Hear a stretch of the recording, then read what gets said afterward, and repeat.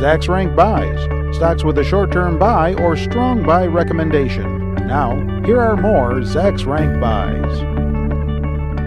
A couple of growth and income stocks now with Todd Bunton, our growth and income stock strategist here at Zacks.com.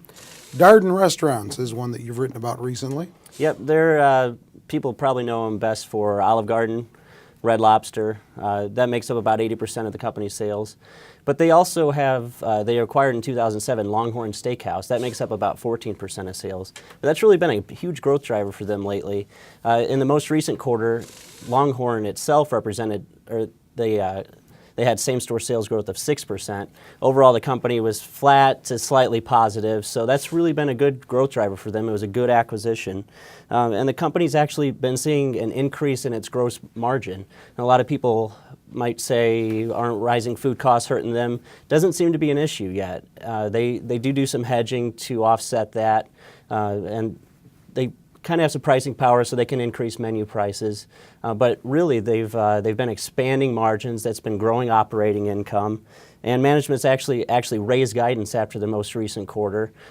Management stated that it expects about 19% earnings growth in 2011. This prompted analysts to raise their estimates. They expect about 17% growth this year, 12% growth next year. Mm-hmm. So it's a growth story, definitely, even though it's a well-established franchise. They've got Olive Garden and Red Lobster haven't been growing as much, but these the more specialty restaurants that they have, like Longhorn Steakhouse, continues to drive the top and bottom lines. They pay a dividend? They do. They yield about 2.6%. The company's actually been aggressively increasing that over the last decade, actually at an average annual rate of 38% since the year 2000, which is phenomenal growth. And the company pays out about 38% of its income in dividends. So they still have some room to increase. So with earnings rising, I would expect more dividend increases on the horizon. And the valuation picture looks attractive here. They traded about 13 times 2011 earnings. That's a discount to the industry average of 17 times, and its PEG ratio is right around 1. Interesting. Home Properties, if I can say it, Home Properties, another one that you've written about. Mm-hmm. Yeah, they're an apartment REIT, and we've talked about apartment REITs before. I think the industry is very favorable right now with home ownership rates declining due to plummeting home prices, credit's harder to come by, people have to live somewhere.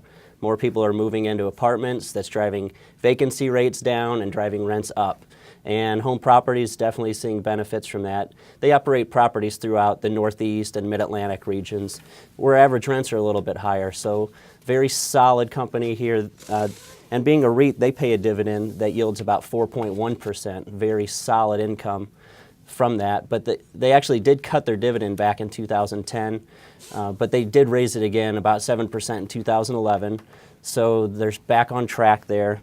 And they've actually strung together 5 consecutive positive earnings surprises, and you can see that in the price and consensus chart in red and blue are 2011 and 2012 consensus estimates, and it consistently just moves higher in a stair-step pattern as the company would beat estimates, analysts raise their estimates, the company beats, analysts raise. So nice, good earnings momentum, solid earnings trends, solid franchise. And the valuation picture is pretty reasonable. They traded about 14 times free cash flow, slight discount to the industry average of 15 times. Do you own either one? I do not. All right, we have more stock pick ideas for you on our homepage at Zacks.com. 4 new ones each day. With Todd, I'm Terry Ruffalo.